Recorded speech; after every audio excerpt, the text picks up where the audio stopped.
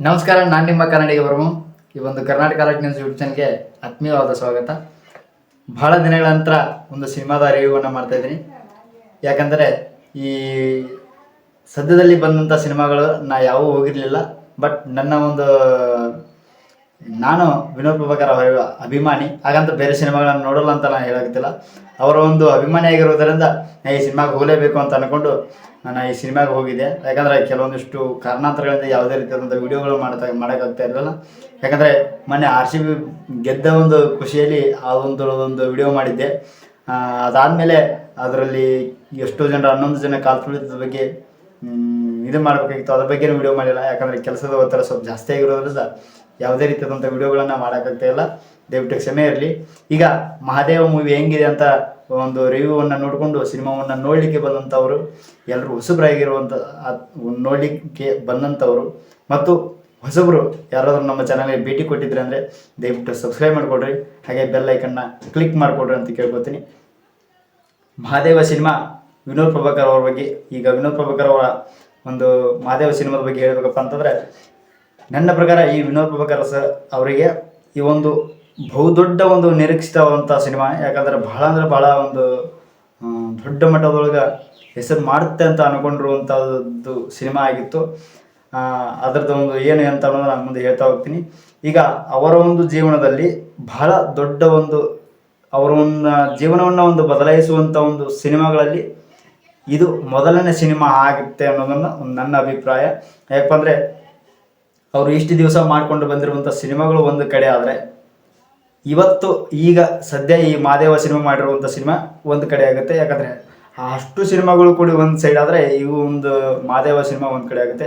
ಯಾಕಂದರೆ ಅಷ್ಟು ಒಂದು ಅದ್ಭುತವಾಗಿರುವಂಥ ಒಂದು ಪಾತ್ರವನ್ನು ಅವ್ರು ಮಾಡಿದ್ದಾರೆ. ಅಷ್ಟೇ ಅಚ್ಚುಕಟ್ಟಾಗಿ ಆ ಒಂದು ಪಾತ್ರಕ್ಕೆ ಏನು ಜೀವ ತುಂಬಬೇಕೋ ಆ ಒಂದು ಪಾತ್ರಕ್ಕೆ ಅಷ್ಟು ಒಂದು ತಮ್ಮ ಒಂದು ಜೀವವನ್ನು ತುಂಬಿ ಆ ಒಂದು ಪಾತ್ರವನ್ನು ಬಹಳ ಚೆನ್ನಾಗಿ ಮೂಡಿಸಿದ್ದಾರೆ.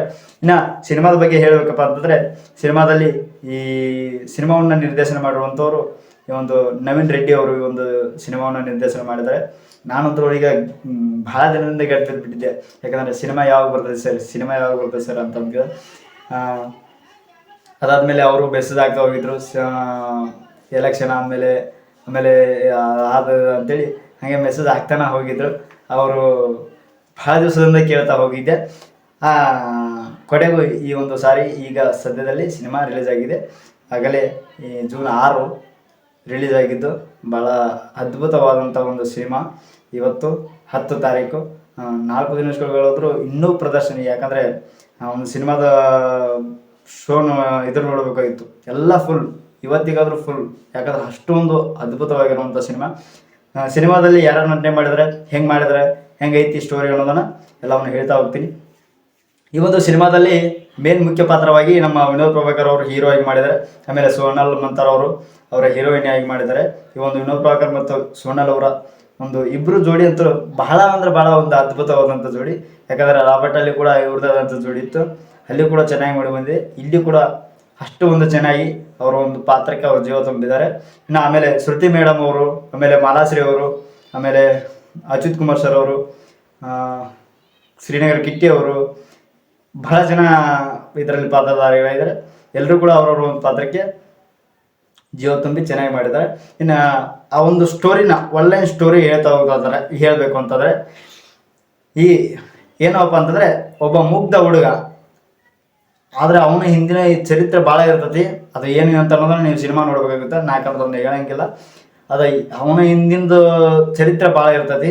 ಆದರೆ ಇವನು ಒಬ್ಬ ಮುಗ್ಧ ಹುಡುಗ. ಆ ಮುಗ್ಧ ಹುಡುಗನನ್ನು ಹೆಂಗೆ ಅವಳು ಹೀರೋಯಿನಿ ಅಂದರೆ ಹುಡುಗಿ ಹೆಂಗೆ ಬದಲಾವಣೆ ಮಾಡ್ತಾಳೆ, ಆ ಒಂದು ಬದಲಾವಣೆ ಮಾಡಿ ಹೆಂಗೆ ಅವನಿಗೆ ಒಂದು ಜೀವನವನ್ನು ಕಟ್ಟಿಕೊಡ್ತಾಳೆ ಅನ್ನೋದನ್ನು ಈ ಒಂದು ಸಿನಿಮಾದಲ್ಲಿ ತೋರಿಸಿದ್ದಾರೆ. ಆದರೆ ಸಿನಿಮಾ ನೋಡ್ತಾ ಅಂತ ನನಗೆ ಆ ಒಂದು ಕಣ್ಣಲ್ಲಿರ್ಬೋದು ಲಾಸ್ಟ್ ಒಂದು 30 ನಿಮಿಷ ಇದೆ ನೋಡಿ, ಗ್ಯಾರಂಟಿ ಪ್ರತಿಯೊಬ್ಬರ ಮುಖದಲ್ಲೂ ಕಣ್ಣ ಮೇಲೆ ನೀರಿದ್ದೇ ಇರ್ತವೆ. ಯಾಕಂದ್ರೆ ಅಷ್ಟು ಒಂದು ಕ್ಲೈಮ್ಯಾಕ್ಸಲ್ಲಿ ಭಾಳ ಫೀಲ್ ಆಗುವಂಥದ್ದು, ಅಷ್ಟು ಒಂದು ಚೆನ್ನಾಗಿ ಮಾಡಿರುವಂಥದ್ದು. ಆ ಸಿನಿಮಾದ ಸ್ಟೋರಿ ಹೇಳ್ತಾ ಹೋಗ್ತೀನಿ. ಏನೋ ಮಹಾದೇವ ಅನ್ನುವಂಥವನು ಒಬ್ಬ ಸಾಮಾನ್ಯ ಹುಡುಗ. ಯಾಕಂದರೆ ಅವರಪ್ಪ ಒಬ್ಬ ಪೊಲೀಸ್ ಇದ್ರೊಳಗೆ ಇದನ್ನ ಕೆಲಸ ಮಾಡ್ತಿರ್ತಾನೆ, ಪೊಲೀಸ್ ಸ್ಟೇಷನ್ ಒಳಗಡೆ. ಅಲ್ಲಿ ಕೆಲಸ ಮಾಡ್ತಿರುವಂಥದ್ದು ವ್ಯಕ್ತಿ, ಅದರಲ್ಲಿ ಒಬ್ಬ ಮಗ. ಅದರ ಫುಲ್ ಅದು ಹಿಂದಿನ ಚರಿತ್ರೆನ ಹೇಳ್ತಾ ಹೋಗ್ತಾರೆ, ಭಾಳ ಆಗ್ತದೆ, ಸುಮ್ಮನೆ ಸ್ಟೋರಿ ಹೇಳಲ್ಲ. ಮುಗ್ಧ ಹುಡುಗ, ಆ ಮುಗ್ಧ ಹುಡುಗ ಒಂದು ಕೆಲಸನ ಮಾಡ್ತಾ ಇರ್ತಾನೆ. ಆ ಕೆಲಸ ಏನಪ್ಪ ಏನು ಅನ್ನೋದನ್ನ ನೀವು ಸಿನಿಮಾ ನೋಡ್ಬೇಕು. ಕೆಲಸ ಮಾಡ್ತಾ ಇರ್ತಾನೆ. ಆ ಕೆಲಸ ಮಾಡ್ತಿರುವಂಥ ಸಂದರ್ಭದಲ್ಲಿ ಬೇಡ ಹೇಳ್ಬಿಡ್ತೀನಿ, ಆ ಒಂದು ಸಿನಿಮಾದಲ್ಲಿ ಯಾವ ವ್ಯಕ್ತಿ ಏನು ಕೆಲಸ ಮಾಡ್ತಿರ್ತಾನೆ ಅಂತಂದರೆ ನೇಣು ಹಾಕ್ತಿರ್ತಾನೆ. ಈಗೇನು ಗಲ್ಲಿಗೇರಿಸುವಂಥದ್ದು ಇರ್ತದಲ್ಲ, ಆ ಒಂದು ಪಾತ್ರದೊಳಗೆ ಗಲ್ಲಿಗೇರಿಸ್ತಿರ್ತಾನೆ. ಯಾರೇ ಆಗಿರ್ಬೋದು, ಗಲ್ಲಿಗೇರಿಸುವಂಥವ್ರದ್ದು ಯಾರೇ ಇದ್ದರೂ ಆ ವ್ಯಕ್ತಿಗಳನ್ನ ಗಲ್ಲಿಗೆ ಏರಿಸ್ತಿರ್ತಾನೆ ಅಂತ ಒಬ್ಬ ಹುಡುಗ. ಆದ್ರೆ ಅವನಿಂದ ಅವಳು ಹುಡುಗಿ, ಅವಳ ತಾಯಿ ಇದರಲ್ಲಿರ್ತಾಳೆ ಜೈಲಲ್ಲಿ. ಅವನಿಂದ ಹೆಂಗಾರ ಮಾಡಿಕೊಂಡು ಅವಳಿಗೆ ಊಟ ಕೊಡಬೇಕು ಅನ್ನುವಂಥ ಒಂದು ಆತುರದಿಂದ ಅವಳನ್ನು ಹಚ್ಕೊಳ್ಳೋಕೆ ಪ್ರಯತ್ನ ಮಾಡ್ತಾಳೆ. ಬಟ್ ಅಷ್ಟು ಸುಲಭವಾಗಿ ಇದಾಗಲ್ಲ. ಯಾಕಂದರೆ ಆ ಮನುಷ್ಯ ಒಬ್ಬ ಹೆಂಗಿರ್ತಾನಂದರೆ ಮಾದೇವ ಮೃಗ, ರಾಕ್ಷಸಕ್ಕಿಂತ ಕಡೆಯಾಗಿರ್ತಾನೆ. ಅಷ್ಟೊಂದು ಇದ್ರೊಳಗಿರ್ತಾನೆ. ಅಂಥ ಒಂದು ರಾಕ್ಷಸ, ಅಷ್ಟು ಭಾಳ ಭಯಂಕರವಂಥ ರಾಕ್ಷಸನ ಗತ್ಲೆ ಇರ್ತಾನೆ. ಅಂಥ ವ್ಯಕ್ತಿನ ಆ ಒಂದು ಹುಡುಗಿ ಬದಲಾವಣೆ ಮಾಡಿ ಮುಂದೆ ಜೀವನ ಚೆನ್ನಾಗಿ ನಿಂತಿರ್ತೈತಿ. ಹೋಗ್ತಾ ಹೋಗ್ತಾ ಹೋಗ್ತಾ ಭಾಳ ಸುಂದರವಾಗಿರ್ತೈತಿ. ಹೋಗಿ ಕೊನೆಯ ಮಟ್ಟದಲ್ಲಿ ಬಟ್ ಅವಳು ಅವರಿಬ್ಬರು ಇದಾಗ್ತಾರೆ ನೋಡ್ರಿ. ಅವರು ಬದಲಾವಣೆ ಮಾಡ್ತಾ ಕೊನೆಗೆ ಅವಳು ಏನು ಮಾಡ್ತಾಳೆ ಏನು ಅನ್ನೋದನ್ನು ನೀವು ಸಿನಿಮಾ ನೋಡ್ರಿ. ಆದರೆ ಇದರಲ್ಲಿ ಇನ್ನೊಂದು ಏನು ಹೇಳ್ಬೇಕಪ್ಪ ಅಂತಂದರೆ, ಸ್ಟೋರಿಗಳಲ್ಲಿ ಭಾಳ ಅಂದ್ರೆ ಭಾಳ ಚೆನ್ನಾಗಿ ಆಗಿದೆ. ಈ ಸಿನಿಮಾ ಬಗ್ಗೆ ನಾವು ಹೆಂಗೆ ಇದನ್ನು ಮಾಡಬೇಕಪ್ಪ ಅಂತಂದರೆ, ಸಿನಿಮಾವನ್ನು ಸಂಪೂರ್ಣವಾಗಿ ಆ ಕಡೆ ಈ ಕಡೆ ಎಲ್ಲೂ ಒಳದಂಗೆ ನೋಡಿಸುತ್ತೆ. ಅದೇ ನೋಡಿಸುತ್ತೆ, ನೀನು ನೋಡೋಕೆ ಹೋಗೋಲ್ಲ. ಅಷ್ಟೊಂದು ಸಿನಿಮಾದೊಂದು ಇದೆ. ಆಮೇಲೆ ಆ್ಯಕ್ಷನ್ ಮಾತ್ರ ಭಾಳ ಅಂದ್ರೆ ಭಾಳ ಆ್ಯಕ್ಷನ್ ಅದ್ಭುತವಾಗಿದೆ. ಅದ್ಭುತವಾದಂಥ ಮ್ಯೂಸಿಕ್, ಭಾಳ ಆ್ಯಕ್ಷನ್ ಕೊಟ್ಟಾರ. ಆಮೇಲೆ ಮ್ಯೂಸಿಕ್ ಕೊಟ್ಟಾರ. ಆಮೇಲೆ ಪ್ರೀತಿ ಎಲ್ಲ ಒಂದು ಒಟ್ಟಾರೆ ಹೇಳ್ಬೇಕಂದ್ರೆ ಈ ಸಿನಿಮಾ ಕುಟುಂಬ ಸಮೇತ ನೋಡುವಂಥ ಸಿನಿಮಾ. ಭಾಳ ಅಂದ್ರೆ ಭಾಳ ಅದ್ಭುತವಾದಂಥ ಸಿನಿಮಾ. ಈ ಸಿನಿಮಾದಲ್ಲಿ ಯಾರ್ದು ಬಹಳ ಅದ್ಭುತವಾದಂಥ ಪಾತ್ರ ಅಂತಂದರೆ ವಿನೋದ್ ಪ್ರಭಾಕರ್ ಅವರ ಒಂದು ಅದ್ಭುತವಾದಂಥ ಪಾತ್ರ ಹೇಳ್ಬೋದು. ಅದೇ ರೀತಿ ಎಲ್ಲರದ್ದು ಪಾತ್ರ ಚೆನ್ನಾಗಿದೆ. ಅದರಲ್ಲಿ ಶ್ರುತಿ ಮೇಡಮ್ ಅವರು ಅದ್ಭುತವಾದಂಥ ವಿಲನ್ ಕ್ಯಾರೆಕ್ಟರ್ ಮಾಡಿದ್ದಾರೆ. ನಿಜಕ್ಕೂ ಆ ಒಂದು ಪಾತ್ರ ಅಲ್ಲಿ ಲಾಸ್ಟ್ ಕೊನೆಗಳಿಗೆ ಸಾಯಿಸ್ತಾರೆ ನೋಡ್ರಿ. ಆ ಸಾಯಿಸುವಂಥ ಸೀನ್ ನಿಜಕ್ಕೂ ಆಶ್ಚರ್ಯಕರವಾದಂಥದ್ದು. ಅದನ್ನು ಯಾರಿಗೂ ಎಕ್ಸ್ಪೆಕ್ಟೇ ಮಾಡಿರಲ್ಲ. ಮುಂದೆ ಇದಾಗತ್ತೆ ಅಂತ ನಾವು ಅನ್ಕೊಳ್ಳೋಕೆ ಆಗೋದಿಲ್ಲ, ಅಂಥದ್ದೊಂದು ಇದನ್ನು ಮಾಡಿರ್ತಾರೆ. ಬಟ್ ಅದನ್ನು ಯಾರು ಸಾಯಿಸ್ತಾರೆ ಅನ್ನೋದನ್ನು ನೀವು ಸಿನಿಮಾ ನೋಡಬೇಕಾಗುತ್ತೆ. ಯಾಕಂದರೆ ಆ ಕೊನೆಗಳಿಗೆ ಇದೆ ನೋಡ್ರಿ, ಅದು ಮಾತ್ರ ಅನ್ನಾಹುತ ಆಗಿರುತ್ತೆ. ಆ ರಾಕ್ಷಸನ ಕೊನೆಗೆ ಆ ವ್ಯಕ್ತಿ ಹಂಗೆ ಆಗೋಗ್ಬಿಡ್ತಾನೆ. ತನ್ನ ಒಂದು ಕುಟುಂಬವನ್ನು ಅವರು ಬಲಿ ತೊಗೊಂಡ್ಬಿಡ್ತಾರೆ. ಅದನ್ನು ಯಾರು ಬಲಿ ತೊಗೋತಾರೋ ನೀವು ಸಿನಿಮಾ ನೋಡಬೇಕಾಗುತ್ತೆ. ಬಲಿ ತೊಗೊತಾರೆ, ಸಾಯಿಸಿಬಿಡ್ತಾರೆ. ಸಾಯಿಸಿದ್ದೆಲ್ಲ ಇನ್ನೊಬ್ಬ ಹೇಳ್ತಾನೆ. ಅದಾದಮೇಲೆ ಇದರಲ್ಲಿ ಹೀರೋಯಿನ್ಗೂ ವಿರೋಧಿಗಳಿರ್ತಾರೆ, ಆಮೇಲೆ ಹೀರೋಗೂ ವಿರೋಧಿಗಳು ಆಗಿಬಿಡ್ತಾರೆ. ಯಾಕಂತಂದರೆ ಇದರಲ್ಲಿ ಅದು ಜೀವ ಹೋಗೋದೇ ಆ ಒಂದು ಒಳಗಡೆ ಈ ಜೈಲು ಅನ್ನೋದೊಂದು ಇದರಿಂದ ಇಡೀ ಕುಟುಂಬವನ್ನು ನಾಶ ಮಾಡ್ತಾರೆ.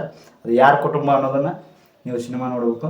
ಭಾಳ ಒಟ್ಟಾರೆಯಾಗಿ ಈ ಸಿನಿಮಾದ ಬಗ್ಗೆ ಹೇಳಬೇಕಪ್ಪ ಅಂತಂದರೆ ಅದ್ಭುತವಾದಂಥ ಸಿನಿಮಾ. ನನ್ನ ಪ್ರಕಾರ ಈ ವಿನೋದ್ ಪ್ರಭಾಕರ್ ಅವರ ಒಂದು ಅವರ ಜೀವನದಲ್ಲಿ ಬಹು ನಿರೀಕ್ಷಿತವಾದಂಥ ಸಿನಿಮಾ, ಅವರ ಜೀವನವನ್ನು ಬದಲಾಯಿಸುವಂಥ ಸಿನಿಮಾ ಅಂತಲೇ ಹೇಳ್ಬೋದು. ಯಾಕಂದರೆ ಇವತ್ತಿನವರೆಗೂ ಹೌಸ್ಫುಲ್ ಎಲ್ಲ ಸಿನಿಮಾ ಥಿಯೇಟ್ರ್ಗಳಲ್ಲಿ, ಬೆಂಗಳೂರು ಅಷ್ಟೇ ಅಲ್ಲ, ಬೇರೆ ಬೇರೆ ಎಲ್ಲ ಸಿನಿಮಾ ಥಿಯೇಟ್ರ್ಗಳಲ್ಲಿ ಹೌಸ್ಫುಲ್ಲು. ನಾನು ಹೋಗಿದ್ದೆ ಇಳಕಲ್ಲಲ್ಲಿ, ಅಲ್ಲಿಯೂ ಕೂಡ ಎಲ್ಲ ಥಿಯೇಟ್ರ್ಗಳು ತುಂಬಿದ್ವು. ಅಷ್ಟೊಂದು ಸುಂದರವಾದಂಥ ಸಿನಿಮಾ.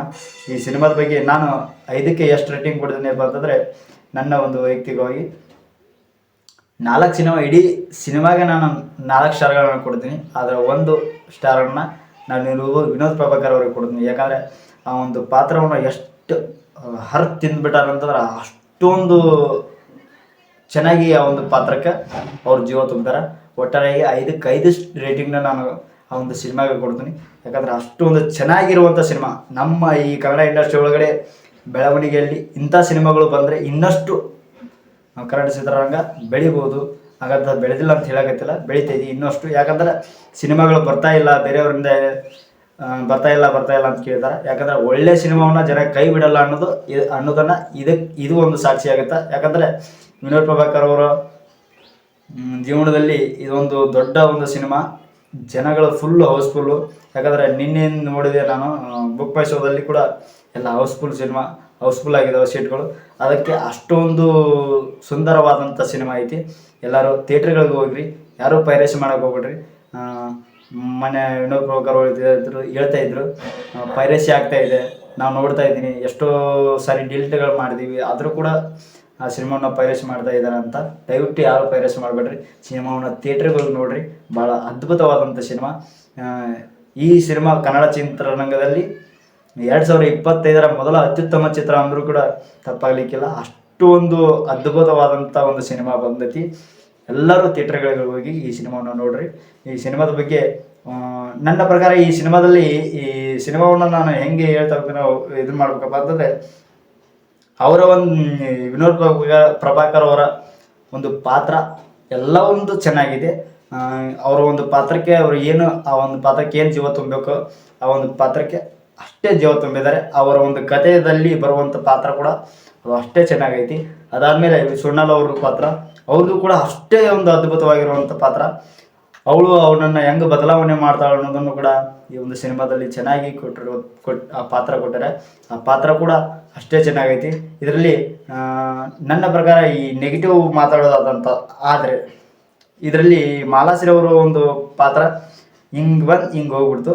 ಬಟ್ ಅದು ಇನ್ನೊಂದು ಸ್ವಲ್ಪ ಇತ್ತು ಅಂತಂದರೆ ಇನ್ನೂ ಅಷ್ಟು ಚೆನ್ನಾಗಿ ಬರ್ತಿತ್ತೇನೋ ಅಂತ ನನಗೆ ಅನ್ನಿಸ್ತು. ಯಾಕಂದರೆ ಆ ಪಾತ್ರವನ್ನು ಇನ್ನೂ ಸ್ವಲ್ಪ ಬಿಲ್ಡ್ ಮಾಡಿದರೆ ಇನ್ನಷ್ಟು ಚೆನ್ನಾಗಿ ಬರ್ತಿತ್ತೇನೋ ಅಂತ ಅನ್ನಿಸ್ತು. ಆಮೇಲೆ ಶ್ರೀನಗರ್ ಕಿಟ್ಟಿ ಅವ್ರ ಪಾತ್ರ ಕೂಡ ಚೆನ್ನಾಗಿದೆ, ಅಷ್ಟೊಂದು ಚೆನ್ನಾಗೇ ಇದೆ. ಅವ್ರ ಪಾತ್ರಕ್ಕೆ ಏನಿದೆಲ್ಲ, ಬಟ್ ಇನ್ನೂ ಸ್ವಲ್ಪ ಅದು ಇಂಪ್ರೂವ್ಮೆಂಟ್ ಆಗಬೇಕಾಗಿತ್ತೇನೋ ಅಂತ ನನಗೆ ಅನ್ನಿಸ್ತು ಅಷ್ಟೇ. ಇನ್ನು ಶ್ರುತಿ ಅವ್ರ ಮೇಡಮ್ ಅವರ ಒಂದು ಪಾತ್ರ ಅಚ್ಚುಕಟ್ಟಾಗಿ ಮಾಡಿದ್ದಾರೆ. ಅವ್ರ ಪಾತ್ರಕ್ಕೆ ಹೆಸರಿಡುವಂಥದ್ದಲ್ಲ. ಆಮೇಲೆ ಅಚ್ಯುತ್ ಕುಮಾರ್ ಸರ್ ಅವರು ಒಟ್ಟಾರೆಯಾಗಿ ಆ ಒಂದು ಅಚ್ಯುತ್ ಕುಮಾರ್ ಸರ್ ಅವ್ರ ಕುಟುಂಬದಲ್ಲೂ ಕೂಡ ಸ್ವಂತ ಮಗನೇ ಏನೋ ಮಾಡ್ತಿರ್ತಾನೆ. ಯಾಕಂದರೆ ಈ ಸಿನಿಮಾದಲ್ಲಿ ಕೆಲವೊಂದಷ್ಟು ಡ್ರಗ್ಸ್ಗಳು ವ್ಯಾಪಾರ ಆಗ್ತಿರ್ತೈತಿ. ಯಾಕಂದರೆ ಅದೆಲ್ಲ ವ್ಯಾಪಾರ ಮಾಡ್ತಿರುವಂಥವನು ಈ ವಿಲನ್ ಶ್ರೀನಗರ್ ಕಿಟ್ಟಿ ಅವರು ಆ ಒಂದು ಪಾತ್ರದಲ್ಲಿ ಅದು ಮಾಡ್ತಿರ್ತಾರೆ. ಪಾತ್ರದ ಬಗ್ಗೆ ಆಗಿರ್ಬೋದು, ಯಾವುದೇ ರೀತಿಯಿಂದ ಇಷ್ಟು ನನಗೆ ಅನಿಸಿರುವಂಥದ್ದು. ಒಟ್ಟಾರೆಯಾಗಿ ಈ ಸಿನಿಮಾ ಹೇಳ್ಬೇಕಂದ್ರೆ ಭಾಳ ಅಂದ್ರೆ ಭಾಳ ಚೆನ್ನಾಗೈತಿ. ಎಲ್ಲರೂ ಥಿಯೇಟ್ರ್ಗಳಿಗೆ ಹೋಗಿರಿ. ಈ ಒಂದು ವಿನೋದ್ ಪ್ರಭಾಕರ್ ಅವರಿಗೆ ಮತ್ತು ಅವ್ರ ಒಂದು ತಂಡಕ್ಕೆ ನನ್ನ ಕಡೆಯಿಂದ ಹೃತ್ಪೂರ್ವಕವಾದ ಧನ್ಯವಾದಗಳು. ಯಾಕಂದರೆ ಕನ್ನಡ ಚಿತ್ರರಂಗಕ್ಕೆ ಇಂಥ ಒಂದು ಸಿನಿಮಾವನ್ನು ಕೊಟ್ಟಿದ್ದಕ್ಕೆ, ಅವರ ಅವರ ಒಂದು ಕೆರಿಯರು ಕೂಡ ಇದು ಒಂದು ಅತ್ಯುತ್ತಮವಾದಂಥ ಸಿನಿಮಾ ಅಂತ ಹೇಳ್ಬೋದು. ಅಷ್ಟು ಚೆನ್ನಾಗೈತಿ. ಎಲ್ಲರೂ ಥಿಯೇಟ್ರಿಗೆ ಹೋಗಿ ಈ ಸಿನಿಮಾವನ್ನು ನೋಡ್ರಿ ಅಂತ ಹೇಳ್ತಾ ಈ ಒಂದು ವಿಡಿಯೋನ ಇಲ್ಲಿ ಮುಗಿಸ್ತಾ ಇದ್ದೀನಿ. ಎಲ್ಲರಿಗೂ ನಮಸ್ಕಾರ. ಮತ್ತೊಂದು ವಿಡಿಯೋ ಮೂಲಕ ಸಿಗ್ತೀನಿ. ಜೈ ಕನ್ನಡ, ಜೈ ಕರ್ನಾಟಕ.